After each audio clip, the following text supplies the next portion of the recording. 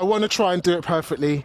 This will give me loads of confidence for the real thing, which is happening. I'm going to cheat. I'm just don't cut this bit, obviously. Obviously my throttle off. So no, that was legit. I was just checking to make sure. Me, has he not? Yes. No, I'm not happy with that gap. Oh, that car's coming fast. No, I could have definitely gone. Okay, wait. Okay, so debrief of Erith Mod 2 mock tests. Okay, this wasn't spectacular. I wanted it to be. Yeah. But I think by the time we got to Erith and did all of the riding previous, I'm hot. I'm actually still soaking wet, and for the first 5 minutes, 10 minutes, maybe my head wasn't fully in the game.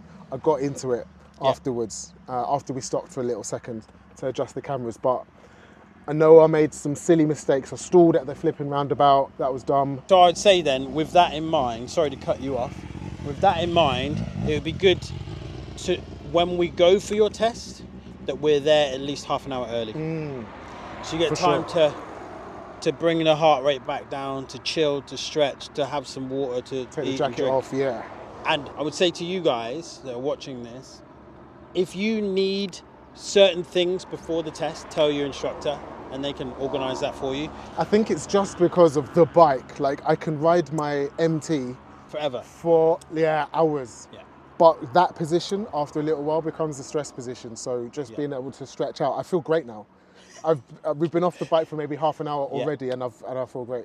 If you ride sports bikes, put in the comments below, what do you do to relieve tension whilst you're still on the bike, and also when you get off the bike? If whatever it is, wherever you're feeling your tension, put in the comments below. I need it. What do you do? Because that would super help out Francis. I really do need that, for sure. Yeah. Like, even just taking one hand off and teapotting for a minute really helps with... Yes. Yeah, but we don't do that regularly. We don't do that on test. We don't do that on test, yeah. So, when we came out of the test centre, we forgot the indicator. I did. But that's kind of because we went straight into it. I was taking the piss out of you and the closed junction situation, and I forgot to indicate. You forgot to indicate. So just be careful with that. So that obviously that'd be a minor. You know that'd be a minor, right? Then we came up to the first roundabout turn right. Lovely. Good control around there. Good observations. Nice technique. Came to the second roundabout, turned right.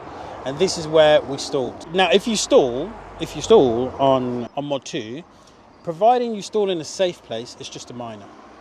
But where you've stalled and recover nicely, it's just a minor. But where you've stalled over the give way line, that is where it would then become a serious fault. Yeah. Okay. So that would have been unfortunately a fail at that point. Take that, because that was I haven't stalled all day until that point, so that was silly. Yeah. Yeah. So then we turned right there, and then we went on the dual carriageway. There on that dual carriageway is very short, but it is 50, and you were doing 30. I think you thought the road was... I missed the first 50 sign, and I only saw the second big one. Yes. That was, Which was after the second roundabout. The thing is, right, I know Erith, I've done tests there, actual tests, like proper tests. I've done mock tests with people, I've done videos there. It's not my first time in Erith. So I know that if you just said what speed is that road and showed me Google Maps, I'd tell you it was 50. Yeah, but at the moment it was mock test. Yeah, what is that? Right? As soon as we said, right, we're filming this, even in the test centre, straight away then I want to be perfect. I want to do it perfectly. So I'm not just flowing with it. I'm like overthinking everything. So that's where the skill level drops. And maybe that's just a mindset shift, because I could have ridden that way better. Yeah, 100%. You've ridden way better than what you did on this test route. So then we got into the 50, the camera fell, it's fine, we organised that. Then we turned right. I can't remember what the roundabout's called. Roundabout in the Sky, I think it's called, where it's a diamond-shaped roundabout. Lovely. Like, really good control around there. Nice technique to come off. Then we stopped. When we stopped between two cars. You can stop there. I would say they would probably stop you there, because it looks like there's always going to be some form of space there. Stopping in between cars is fine. It's just more risk when you pull out, especially in the 40. Then we turned left, and then we did quite a few roundabouts ahead. They were great. In fact, roundabout technique for pretty much the whole way around was good. Really, really good. So then we went ahead at a few roundabouts. Then we turned right, back into the 50, got up to 50, lovely. You getting up to speed is not a problem. It is not a problem. So then you got up to speed, lovely. and then we followed signs for Plumstead. Then we were in traffic, and now we're stop-start up the hill. That was cool. We were talking about the junction on the left-hand side. It was interesting, the differences between what we do in a car and what we do on a bike. If we're in traffic, I would say leave that clear. Because you had 3 or 4 lanes to your right, if a car came out of there and wanted to turn left into one of those lanes, but couldn't, we'd be blocking them from proceeding. Okay. Then that would be an unsafe position or impeding someone's progress. Okay. So then we've gone through Plumstead High Street. Yeah. And this is where we had the 2 cars. So both of these cars would have led to serious faults. Yeah. Okay. Yeah. Okay. With the grey car, maybe the examiner might have given you a minor. Maybe. But I would say most of them wouldn't. Because you didn't do the safest thing you could have done there. You could have just held back and let him do his crazy driving. Okay. Imagine if you were on a tube and someone was doing some weird stuff in your carriage. Would you stay in that carriage? No. You'd change, innit? But I did slow down. But you still passed. And as I was approaching, I was like, can he see me? Can he see me? He was looking like that. So he's looking at me. I'm in the priority situation. Yeah. You're looking at me, so I'm proceeding. But has he given way? He's holding back for me to pass. Is he holding back?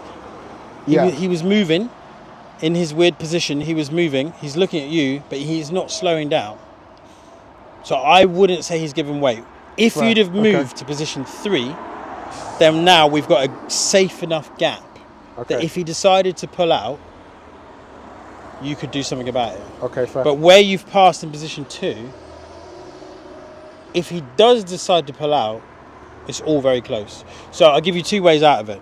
1, we give way and we'll just let him go. Or 2, move to position 3 and create as much space between you and him and go past. Okay. So we're not going to get marked down for not taking your priority when it is yours in certain situations. Because the way I was looking at that is if I hold back when I've got the priority and I just let people who don't have priority over me go, I'm going to get marked down for that, surely. You'll remember, we're vulnerable. So safety takes precedent over priority. Okay, cool. So in that instance, it's how do you keep yourself safe? With those 2 instances, giving more room or stopping to give way is a safer version, even though, yes, we do have priority. No, got you, that makes sense. Okay, yeah. Then we've gone ahead. We've dealt with the temporary lights. We've gone up the hill. We stopped. We did the hill start. Very nice hill start. Very nice hill start. Good control there. Then we've gone down past my old house. Just watch that you choose comfort over safety, going over those speed bumps. They're always, because motorbikes are inherently dangerous, they're always looking to see, have you taken the safest option? So, especially where we're going to turn up on this thing, you know, if we're making unsafe things, it's just going to 10x it because you're on a sports bike. Yeah, for sure. So going over the speed bump, if we're close to parked cars or close to oncoming traffic, is much better than going close to parked car. This is clearance from obstructions. You mean go over the bump? Rather than close to the car. Yeah. Then we've gone down. We've had the postal guy. Yeah, reversing. What was that? I don't know what that was. That was weird. He came up and then we left him space and then he started, Then we turned right, we went to the end of that road, turned left. This is where you're like, could you go to the left-hand side? Yes, absolutely you can. But that one is super hard to see. Because the road markings weren't there, but it clearly is because there was a merge arrow. You did the right thing there, but I would say just be mindful of thinking you've been too long at a junction. That never is the case, do you know what I mean? You've always got all the time in the world. As long as it's busy, or if you can't see, then you can't see. Okay, yeah. Because if you have that mind of, I've just got to get out, you can end up losing the control that you've got, and you've got really good control. Do you know what? I think that's why it's really important to do tests where you know the area, because I don't know that road. I've been to Erith before, but I don't know that road, so I was questioning it. Now I'm using too much brain power on what to do next instead of control and planning ahead. So potentially, don't take tests where you don't know. Fine.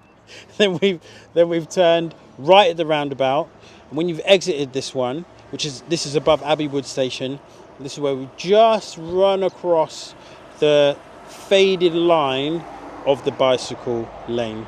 Some examiners will go, that's a minor. Some won't worry so much about it because it's very faded, and some will go, well, it's clearly there. Do you know how much I've noticed that bike lane and I was trying to avoid it as well? Maybe because it was faded, I was looking at the one there and then, I don't know. Yeah, you missed that fair. one.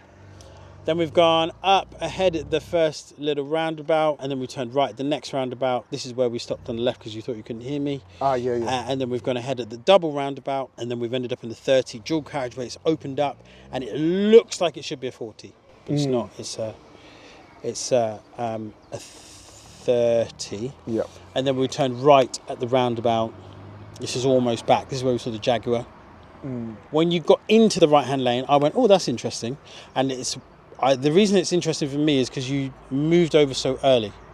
You moved over before you could see the roundabout. So I'll just be careful of moving over before you can see the event. Do you know what I mean? Yeah, 100%. Yeah. And then we turned left and we're back at the test centre. So there's a few bits to work on, but it's nothing crazy. What do you think? Yeah, just the couple of bits you said there that are different to what I do in a car. And being in a car is so ingrained because I'm in a car every day and I'm like spouting these highway code rules every day and telling people every day you do it like this. Yes. So I'm going to keep on working on that and adapt. Always think safety over priority. Yeah, okay. A lot of instructors would say, is it worth having I had priority on my gravestone? A bit morbid, but I like that. But it that's good. It paints a picture, do you know what I mean? Yeah. It really just paints a picture. You need to put that on TikTok, that'll do bits. So pass? No, fail. Damn. Serious fault, that's fail. The roundabout. We had about 3 serious faults. Next time.